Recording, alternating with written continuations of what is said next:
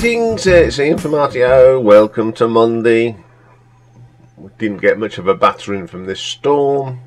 It's quite pleasant out there. It's quite mild as well. Makes a change. Anyway, we're going to start off this week with a viewer's request. I can't remember who asked for this, but we're going to look at the band Gandalf's Fist. They are originally from a place called Maryport, which is in Cumbria, up north in England. But they did locate to Norfolk. Their musical influences are the 70s progressive psychedelic rock. They were formed in 2005 and built up their reputation by airplay on national radio, i.e. Planet Rock and Team Rock Radio. They've made 8 albums, they've had a few band changes, but the two mainstays are Dean Marsh and Luke 7. They're the sort of the gel of the band, them two. So we'll have a look at their albums. So coming in at number 8 is their latest album, the 8th album from 2022, and it's called Widdershins. So it's got Dean Marsh on lead vocals, guitar, banjo and mandolin, Luke 7 on vocals, keyboards, narration and percussion, Stephen Heap on drums, Kerry Farnish on vocals, Ben Bell on synth and vocals, Chris Ewing on bass. So the first track is called Sacrament. Not a bad track, got some really nice guitar work here from Dean. Dean's a pretty good guitarist. You can tell who his influences is. I think he likes a little bit of Steve Howell and a little bit of Steve Hackett, so you can't go wrong. It's a really good track. Then we get the title track, Widdershins. It's a 13-minute epic.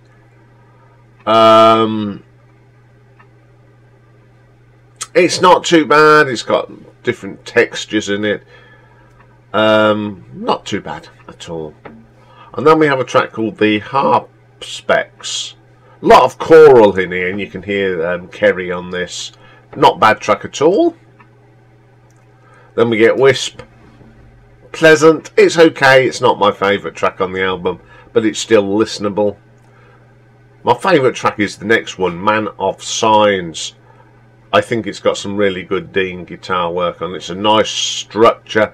It's not too long, but it's got all them lovely psychedelic and progressive styles in it. Witchmonger, a very good song. This is Mystique. Very Mystique. Cave is an epic. It's 20 minutes, and I think it's just a tad too long. There's a bit in the middle that it sort of loses focus on what's going on. They do bring it back, but I think take that little chunk out the middle and it would have been a better song. And that was the last song. Okay, just because this album is at the bottom doesn't mean it's not a bad album, because it's not. I just think that Cave is just a little bit too long. And I like long tracks, but I don't like tracks that sort of lose focus like this one does. But I'm still going to give this an R.T.O. ranking of 7 out of 10. Okay, coming in at number 7. Now, this is the first of 2 albums I did like this. This is called the Clockwork Fable. The 6th album came out in 2016. And it's a 3-disc spanning rock opera with radio, an actual radio play put into it. So on here you've got the band, which is Dean Marsh, Luke 7, Stephen Hemp on drums, Christopher Ewan on bass, Matt Stevens does ambient guitars, David Olbert on bodhrán and tantan, and Nathan Marsden on saxophone. Then Dean Marsh sung the words of the good people of Catapolis. Luke 7 sings the Night Keepers. Arjen Lussan sings on one track Armstead. Blaze Bailey sings the Primarch. David Oldburst sings Pastor Simon. Melissa Horlick sings the words of Eve. Diane Seed does the backing chants. Now the actors in here is Mark Benton, great English actor. He was in Early Doors and he's in that thing Shakespeare and whatever it's called. He's in it. Zach Gilliam plays the Steam Rager. Tim Monroe plays the Tinker. Alicia Marsh plays Eve. Paul Kavanagh plays Pastor Simon. Bill Fellows as Armstead, the Nightkeeper spy. Paul Barnhill plays the Primarch and Nightkeeper. Christopher Ewan plays the Boy. Luke Seven plays a second secretary, another Nightkeeper, and you, the listener, as the Traveller. Yeah. So this one is Act 1, and it's called The Day of the Great Cog Failed. So the first track is called it's called The Traveller Night. It's like a story sort of thing. And then we have a track called Shadowburn, which is a brilliant track.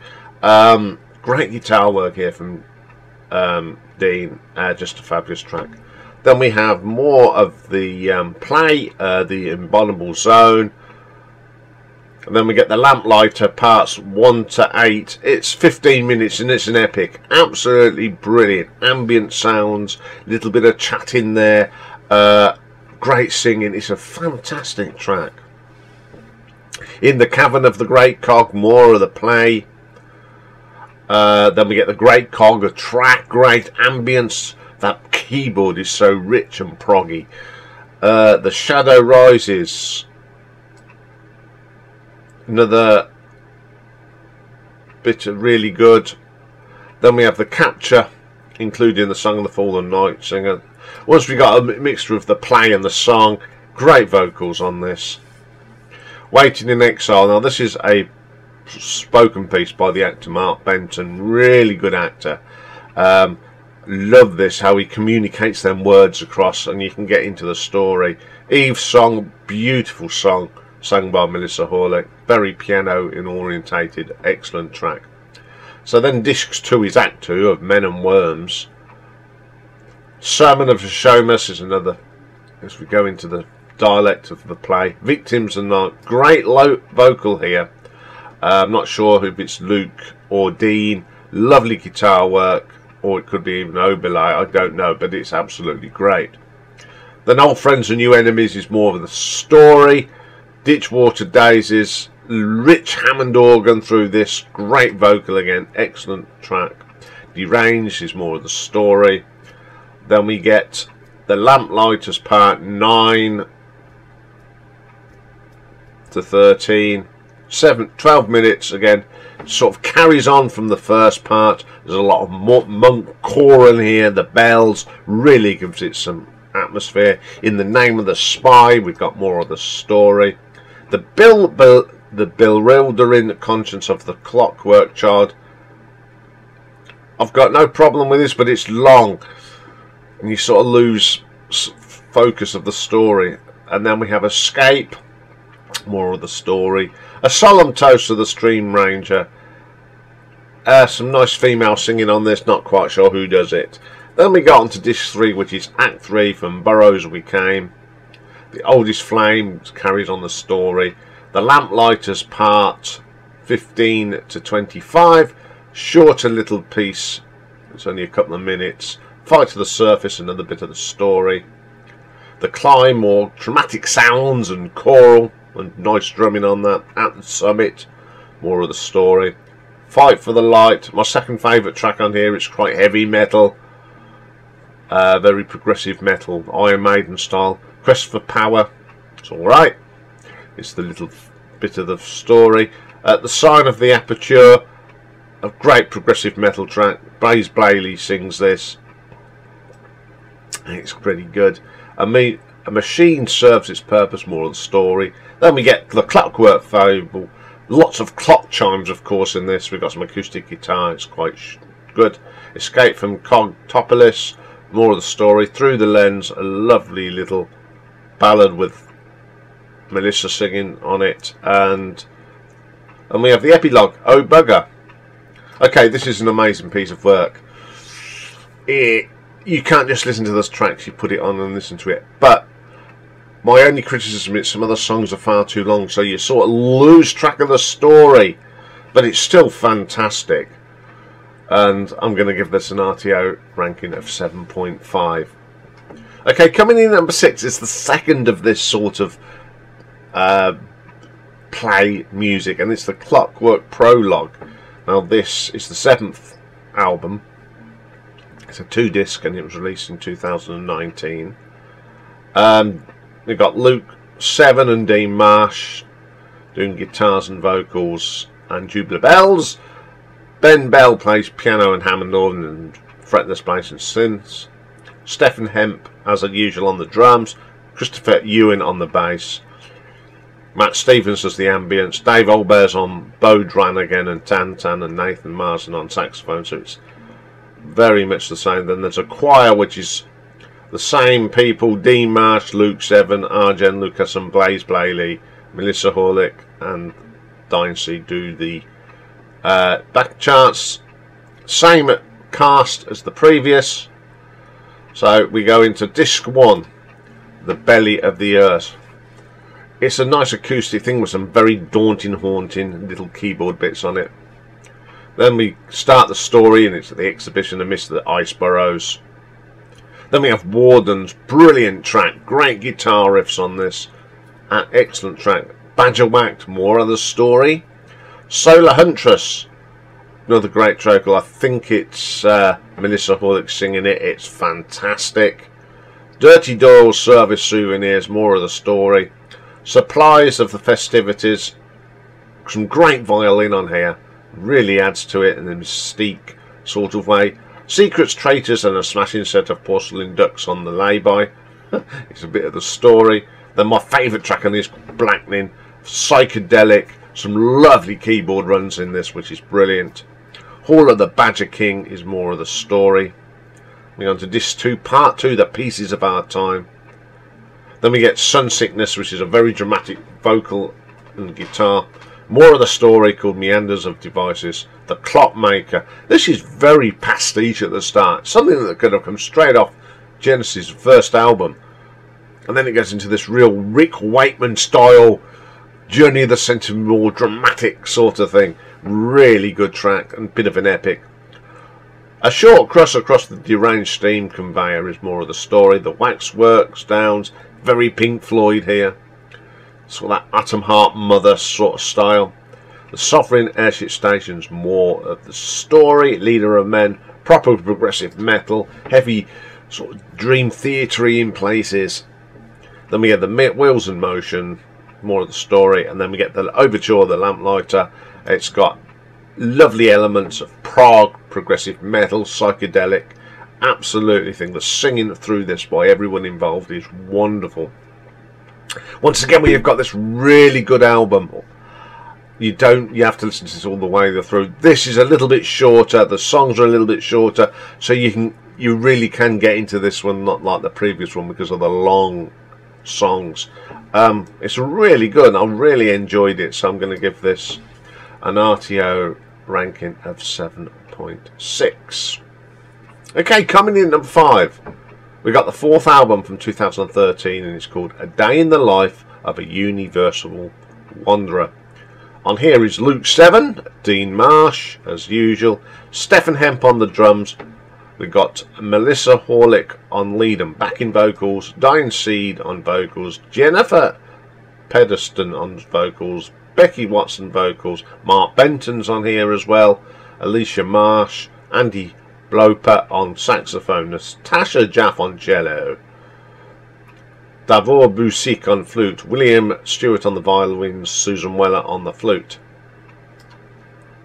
Another night in the far side of the universe is a bit of speaking stuff. It's Mark Benton. Then we go into a track called 9 Million Names of God. Interesting vocal on this. Some really nice playing. The guitar work is fantastic. It's really good.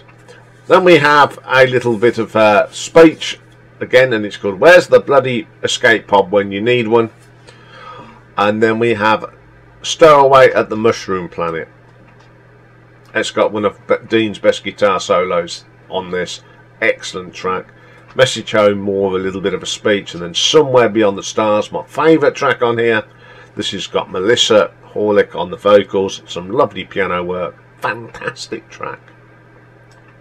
The Orphans of the Sky, one of my favourites on here. It's got some lovelier sound effects on it and some more great guitar work.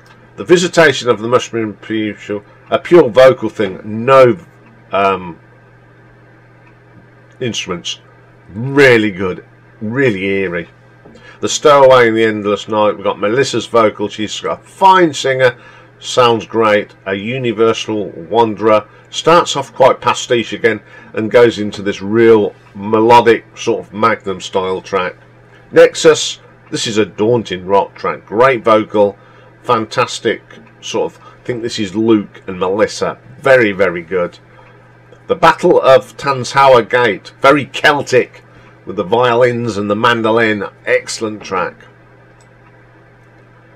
Ghost of Space-Time, this is a speech from Mark Benton, absolutely amazing. Then the last track, The Wanderer Goes South, great vocal here, psychedelic, brilliant. Another good start, another part story, part music. I think this one works well as well. This was a very easy one to get into because it's not much play, it's just little speeches. So I'm going to give this an R.T.O ranking of 8 out of 10. Okay then, coming in at number 4, we have the third album from 2013, Point from Existence. It's Luke Seven doing lead vocals, Dean Marsh doing lead vocals, guitars and keyboards, with Aislinn Marsh on backing vocals. The first track is called The Tale of William Small. Little short track with lots of sound effects and howling winds. You get some lovely keyboards on this, and then you get Dean Marsh's guitar on the acoustic. Very, very good track. Then we get an epic 16 parts from the Point of Existence 1 to 5. Just some really great modern day progression rock, very Pink Floydish. Get little tones of sort of Shine On You Crazy Diamond in there, little bits of echoes is in there. The guitar solo on here is absolutely thing. It's a great piece of music. Then we have my favourite track, The Gathering of the Clouds. Elements of Camel, Caravan and Pink Floyd. It's just great prog. All these band sort of signature pieces mixed into one. Wonderful. There and Back Again, nice track, short, acoustic guitars on it, very, very good. Crestfallen, one of the heaviest tracks on this album, some real meaty guitar on this, drumming on this is good as well. Then we got Monolith, nothing to do with Camel, but it's in that sort of mode, I think. Great track. And then we get Points of Existence to end the album, parts 6 to 10, sorry. And in true Pink Floyd fashion, as in Shine On You Crazy Diamond, you get a second part of the track. It's an incredible piece of music. A really strong album. There is not a bad track on this. Quality all the way through, and I'm going to give this an R.T.O ranking of 8.3. Okay then, coming in at number 3, we've got the fifth album from 2014, A Forest of Fey. We've got Luke Seven and Dean Marsh, Christopher Ewing on the bass, Stephen Hemp on the drums, the solid sort of part of the band. And then we've got Melissa Horlick on vocals, Dave Oberell on vocals, John Mitchell from various bands on vocals on one track, Dying Seed backing vocals, Jennifer Pedersen on backing vocals. We've got Alicia Arthur coming back and doing some acting, Matt Stevens, Troy Donkley from Nightwish doing the Cumbrian Bouzouki and low whistle and tin whistles, and Mr. Clive Lowland from Arena does a synth solo on track 8. First track is called Childhood Ghosts, a bit of spoken word, Some Dorking vocal, nice guitar as ever. Gardens of the Lost. This is a lovely acoustic guitar, pastiche, and I like how the flute comes in. The track progresses into this wonderful piece of flute and keyboard work. Wonderful. Then we get the title track, A Forest of Fey, which includes the wisdom of the reptile and the lament of the silent verse. Track builds up, starts off acoustic, in comes the electric guitar. The acoustic gives it that extra depth. It's an excellent track. Let me get a little bit of spoken word, The Figure Speaks, which goes into the world we created. Wonderful track. Some great guitar work in there. The drumming on that is good as well. The circus in the clearing, including the fanfare of the King's Tournament. I like this. You've got a bit of church organ, lovely choral sound, sound effects, really good. Then we get Blood for a Royal Pardon. There's music, clouds warring, a little bit of atmosphere. Then we get Drifter on the Edge of Time, sultry piano, atmospheric, lovely guitars in here again. Then we get Forest Rose Coming Home, very Jethro Tull. It's got a lovely flute piece in this. It sounds so much like Ian Anderson.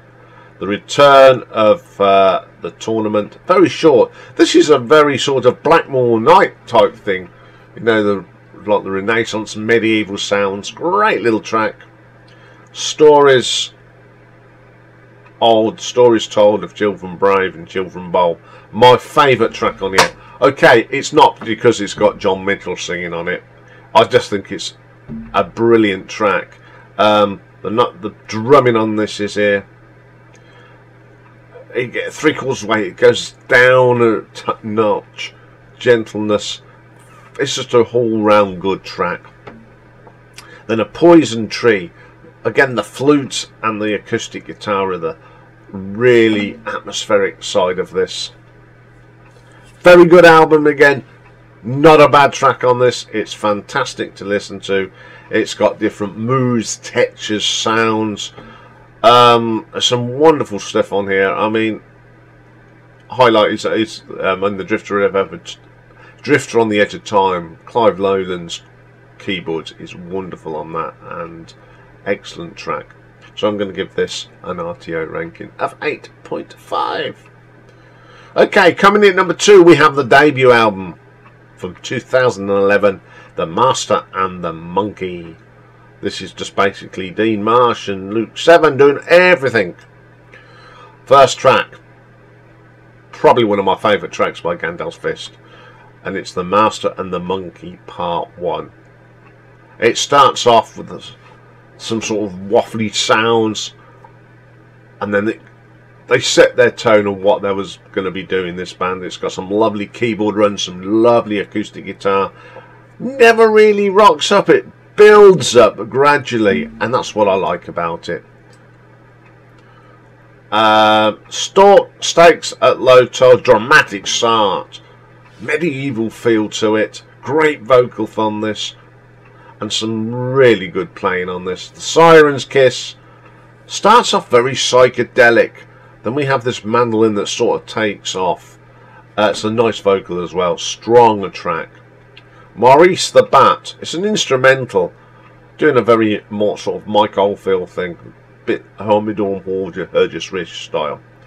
The Life and Crimes of Pierre de Gatteau, love this track. The keyboard runs are wonderful, they're nice and crisp, and there's a great guitar riff that sort of runs through this. It's just modern day prog.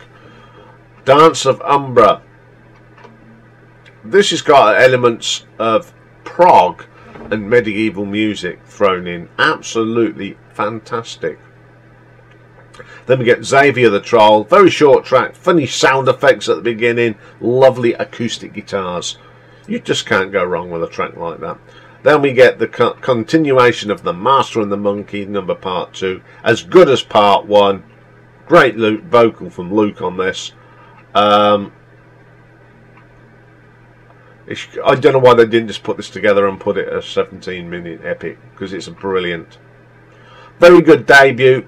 this band set out their stall from day one, and they just continue to build on it. It's just an amazing album. So I'm going to give this an R.T.O ranking of 8.8. So we've got to number 1, and the first time I heard this, it totally blew me away. And it's their second album from 2011, and it is called Road to Darkness, and it's just Luke and Dean again. Opens up with a No Place Cyclone. This is just wonderful. It's very structured as a traditional prog song, thrown in with some Tangerine Dream from the 80s and a little bit of heavy metal. You get these 3 sort of genre sort of sounds coming in this. It's a wonderful piece of music, and it's only 2 minutes long. They get all that in 2 minutes. Emerald Eyes, another sort of Pink Floyd-y style, early Pink Floyd style song. Wonderful stuff. Some great guitar work from Dean. Then we have this little short thing called Conjurer of Cheap Tricks. It's 1 minute 45. It's got keyboards and psychedelic and little gentle riffs. Very short but really good, because then it just flows into the next track, which is my favourite track, Into the Dark. Now this is clever. It's got some great riffs of rock and metal, and then all of a sudden it just like Pink Floyd do with Time and all, you know, that the opening of Dark Side of the Moon. They go back into Emerald Eyes. Does a little flick of a switch. Wonderful how they do that, and that's why it's my favourite track. Absolutely killer track. Then we get Twilight at the Gates of Prison Moon. Wonderful guitar work on this. Very Mike Oldfield again. It's so gentle. Wonderful stuff. Then we get the Sulphur Highways of I-Ho, or misspelled I-O, so I don't know how to pronounce that. Lovely bass at this. Another killer guitar solo from Dean Martin. Very underrated, guitar player. Absolutely killer track. Untrodden Ways comes next. It's a medieval start, Renaissance sort of sound, but no, Blackmore's Night sort of thing. Female vocal that's not been credited, so I don't know who's singing on it, but it's wonderful. Then we get the title track, Road to Darkness. The keyboards is very, again, 1970s Tangerine Dream. That lovely tone. The piano comes in. It's just weird. And then you get this sort of speaky singing, just like, remember, like in Dodo Lurker. Just like that. Absolutely brilliant. Then we have the Council of Anderson. I think this is a great vocal. I think it's Luke. It's one of the best on the album. It's haunting. Some great guitar tones as well. Then we have Assorted Lunatics. This is, I think, Gandalf's version of Brain Damage and Eclipse. It's just like that. It's fun. It's got some funny little bits into a belter guitar solo on it. What a way to end this album. A brilliant album, I think, that incorporates lots of influences. Pink Floyd, yes, Mike Oldfield, Tangerine Dream. There's little bits in these songs you can pick out and you go, yeah, this is where this has come from. I love this album. I just play it quite. I love playing this. It's just wonderful, wonderful music. So I'm going to give this an R.T.O ranking of 9 out of 10. So there we go.